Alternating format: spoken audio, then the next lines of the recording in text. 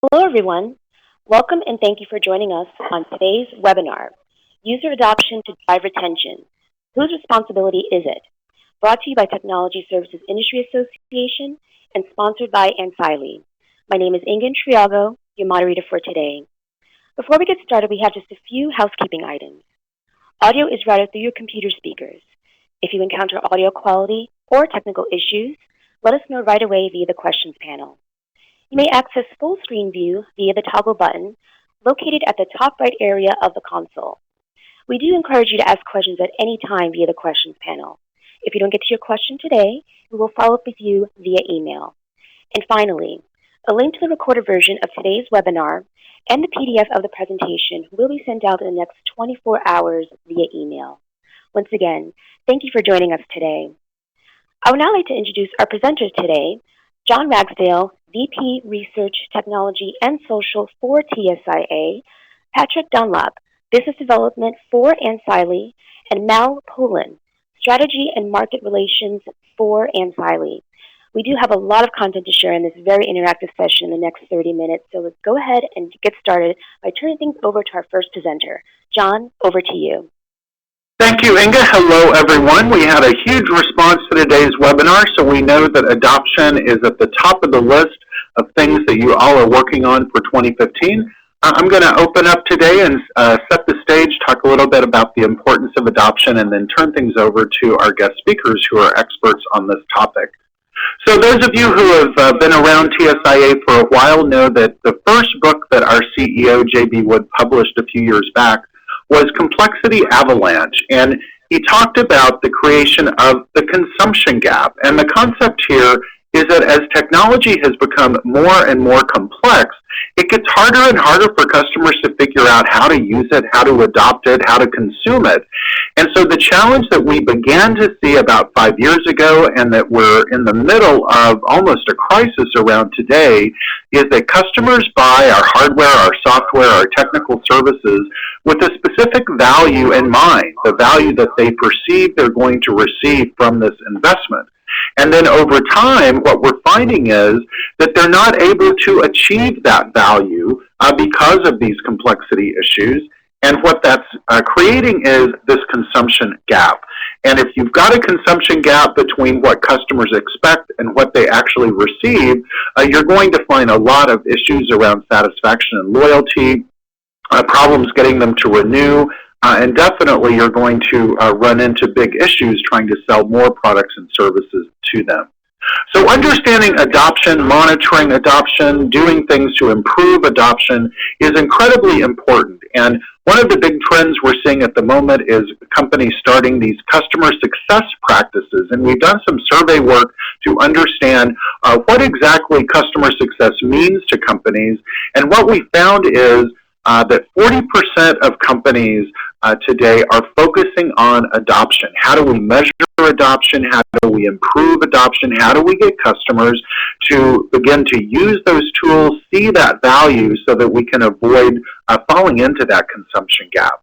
Once that adoption program is up and running, then you can expand further into focusing on some retention activities, some expand selling activities, but getting that adoption right is key to customer success.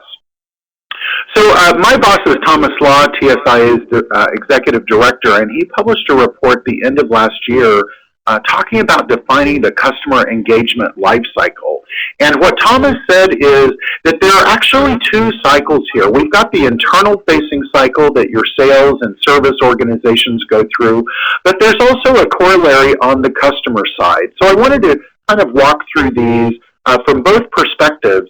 You know, from the sales organization worries about landing that customer, converting a prospect or a lead into a customer. From the customer standpoint, they're trying to understand where there are opportunities for business improvement, where there is technology that can help us automate our processes and find better margins and better productivity. So that's why they begin searching for these tools.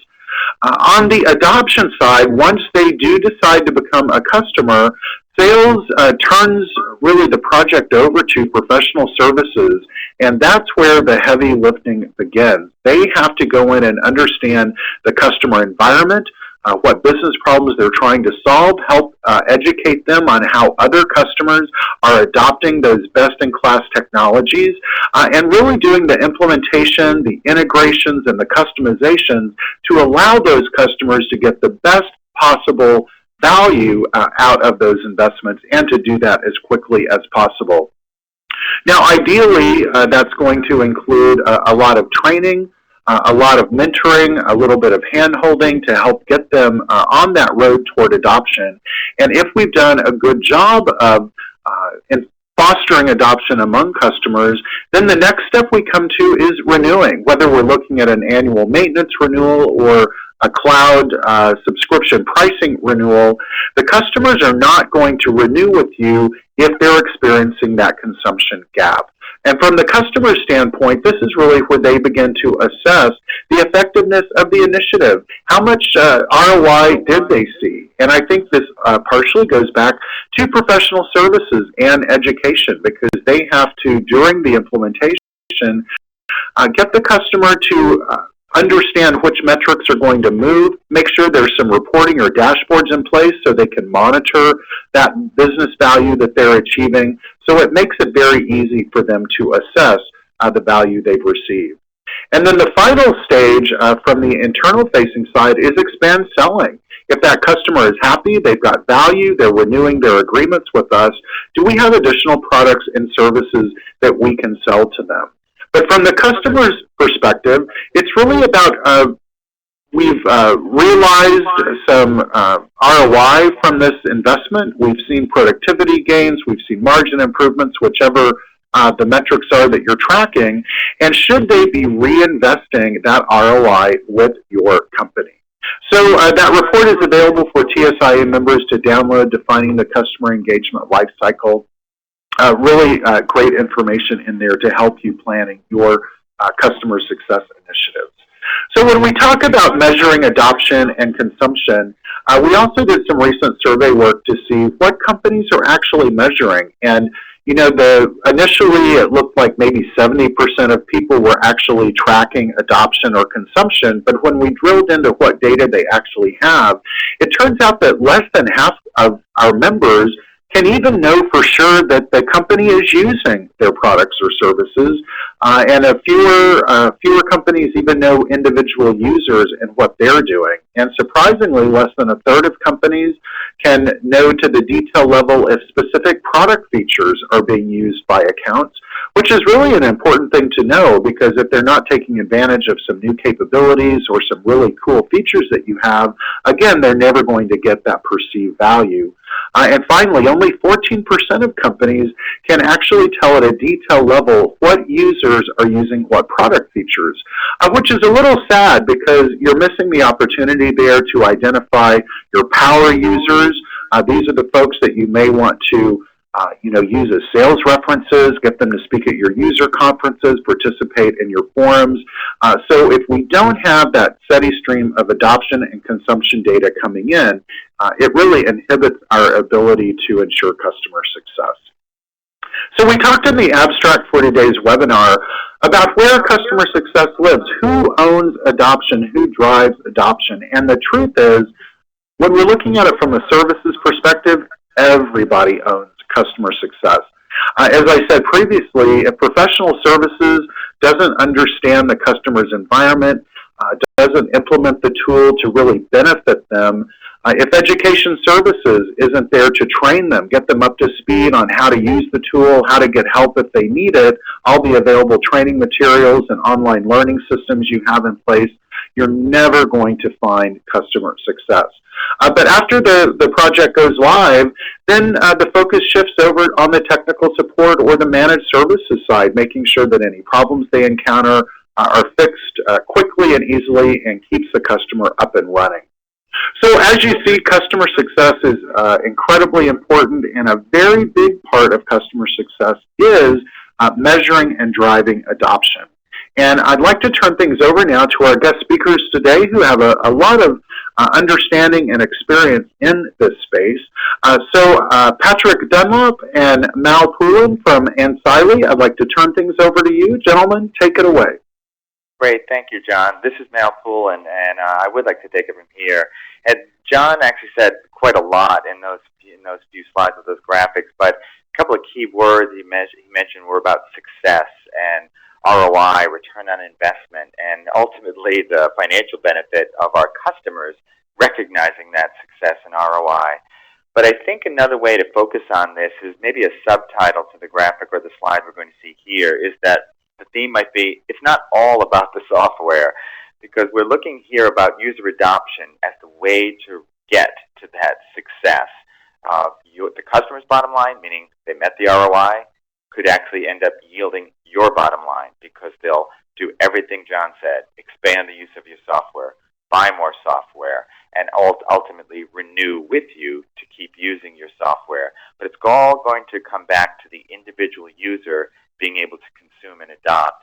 And the reason I also said it's not about all the software is John used a lot of verbs like adopt and consume, and I would even add exploit from the software perspective. Those are all verbs, but the subject of the verbs comes down to the user or the worker.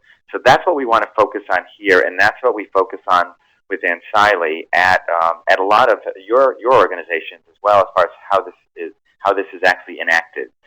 So when we talk about people being the key to this successful rollout of your software and therefore success, we're really looking at all aspects of these people, the workers. Most of the time they're employees of your customers, but not always. There are different people who can interact with your software even though you contract with one organization. But what we're really talking about is enabling people to be successful in their job and the business process. So when we focus on helping the worker be successful in this business process, then we really want to look at the whole job. So your success is based on enabling that user to adopt your software. And the kinds of things we want to focus on here in the bullets you see are by really helping everything that you provide to enable them, whether it be training, on-demand learning, performance support, reference materials. It's got to be all about the user. That's our theme at ANCILE, is making everything relevant and engaging, but most importantly, customized, personalized, and sensitive to the user. It doesn't make any sense to put information in front of a user that's not going to help that individual do their job as efficiently and rapidly and correctly as possible. So when we even talk about this abbreviation here in parentheses, EPSS, there's two ways to express that. I think we're really talking about either electronic performance support, but I think that's even evolved over time in our space, really focusing on embedded performance support. Where better to put information to help employees do their job than right at their fingertips within the application. That's, again, one of our specialty areas. But we want to do this not during the implementation of your software or even the rollout of your software, but every day, because software changes, people change, so we need to make sure we provide continuous access to all of this contextual information to make sure that the users are satisfied. Because if we go back up to the top of this list of many words here, it's all about making sure the customer user is adopting the software, but just as importantly, consuming that software, but every day. What you get to do is enjoy this customer adoption, success, loyalty, and retention. So to John's point, when you go back to visit them to sell more software than they had before, they welcome you at the door because of their ultimate success as opposed to what they might do if they were not as successful before. So with that stage set, I'm going to pass this to Patrick to answer this question right here. Who owns user adoption? Patrick? Thanks, Mel. What we'll take a look at next is some of the different areas within typical organizations that create content that is really essential for user adoption. We'll start with the product management organization. So we have development teams and product management teams that are not only building fantastic software, but they're also responsible for a certain amount of technical documentation that does find its way into the hands of end users. The challenge of that is really the types of content that's being built, whether it's a user manual, a quick reference manual, whatever it might be, does not necessarily line up with that end user of that particular application. In many cases, it is typically very technical, designed for technical audiences and to be consumed for the technical audience, and it's not designed in a way that is easily customizable so that you may have information that is related to a very generic implementation of software, but if that software has been customized in any way, shape, or form, then all of a sudden the relevance drops significantly. So that is one of the areas where we see that content is being created and not necessarily consumed in the way that we intended by the end user. Then steps in the education organization. So the education team is typically weaving the line, if you will, between delivering technical types of training as well as, in some cases, with many of the organizations that we work with, end-user specific training.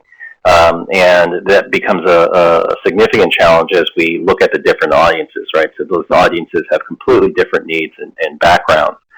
When you're developing content for that technical audience of people who may be configuring your systems or administering your systems long term, that's a very, very different type of content and delivery as well for individuals who may be more involved in just utilizing the tool set long term. They may want different types of information, different types of training, and every application that customer purchases from different vendors all have training requirements, and it's becoming more and more difficult for those customers to invest the time, the energy to take people away from the jobs that they perform on a daily basis to actually participate in those training classes. And we're getting a lot of pushback from our customers who are asking us to look at different ways to deliver that training and make it stick for those end users. Then we have professional services team, and the professional services team, they're on the ground. They're actually working with individual customers. They're configuring, they're testing, they're getting requests for customer specific content because our customers want, number one, documentation of what my system really looks like because you've reconfigured the system for me. And secondly, you spend a lot of time understanding my business processes, my policies, procedures, as well as the new navigation that you've created for me through this configuration process.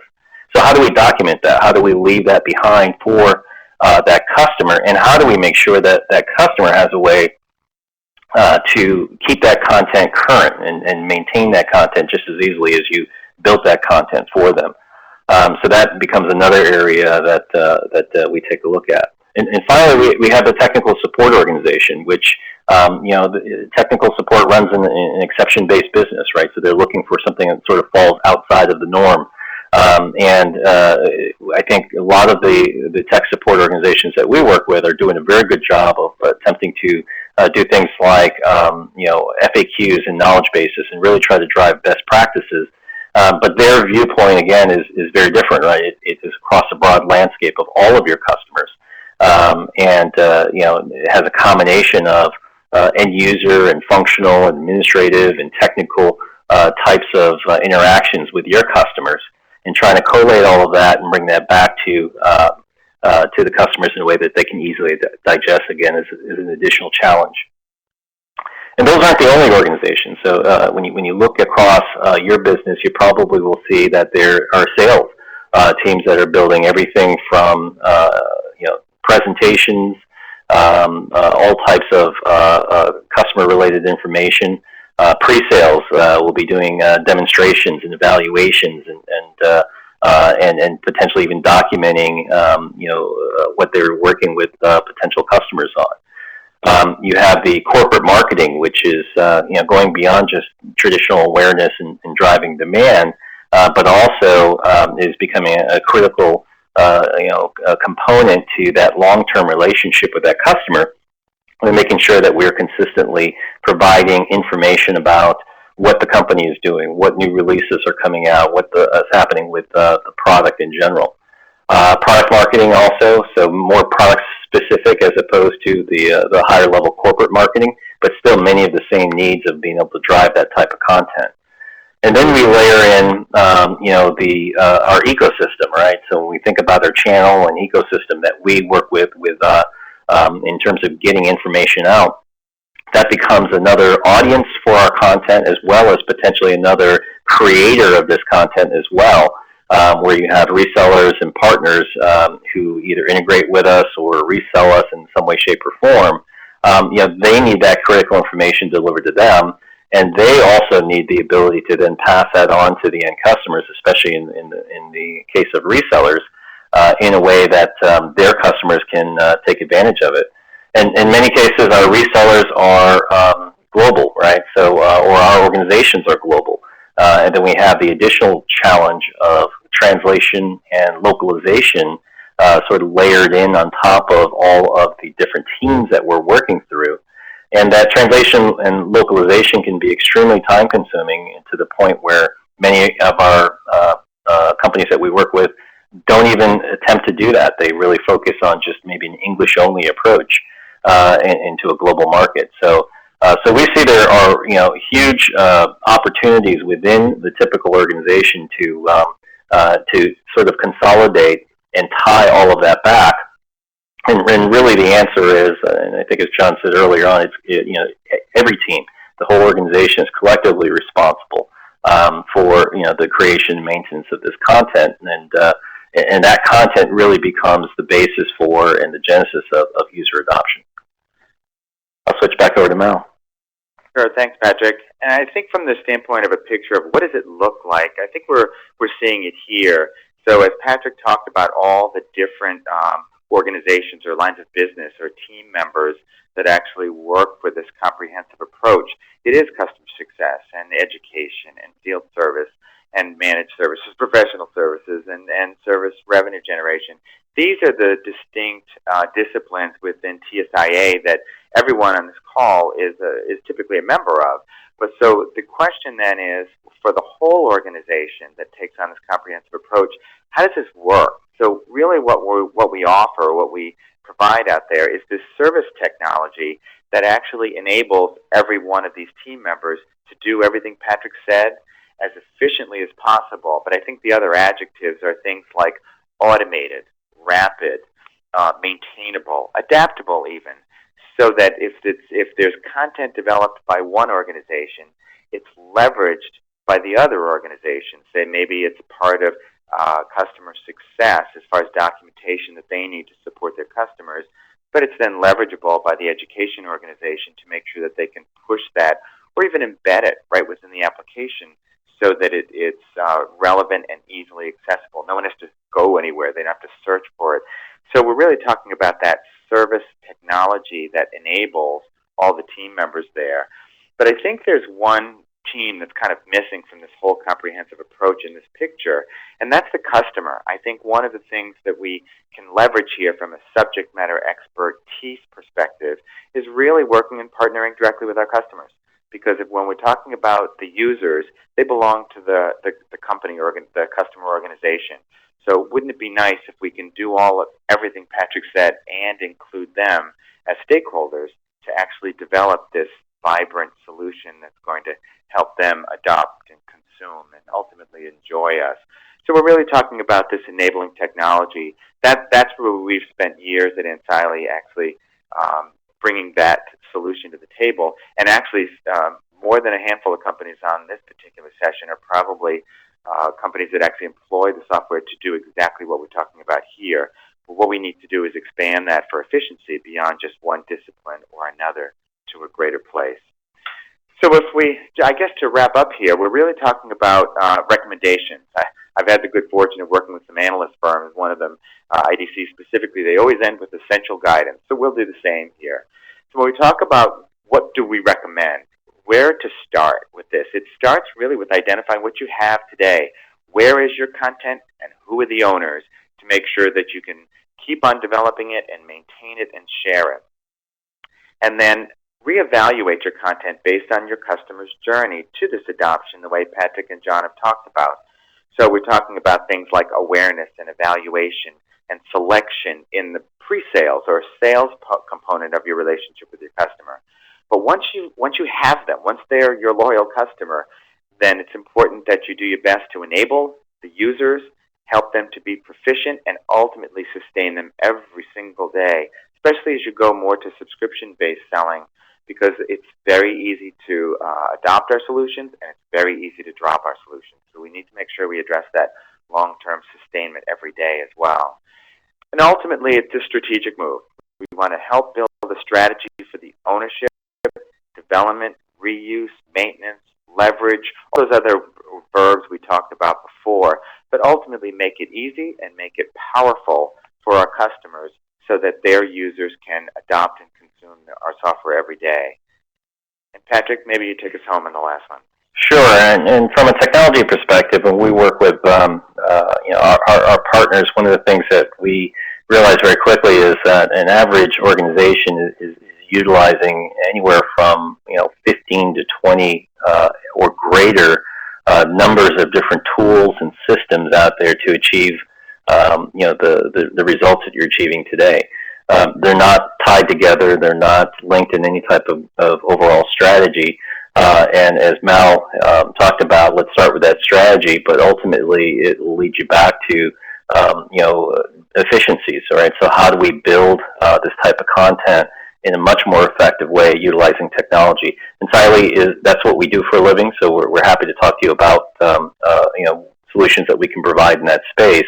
But one of the areas that you'll see the fastest return and the fastest support in your helping your customers with that adoption challenge will really be to reduce or to eliminate many of the different systems and tools and technologies that you're using today, and have a much more comprehensive and concerted approach to delivering that.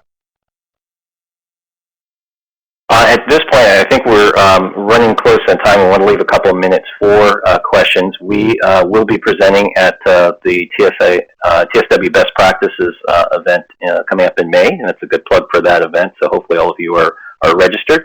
And that if you have any additional questions in the meantime, please feel free to contact myself or Mal Poulin.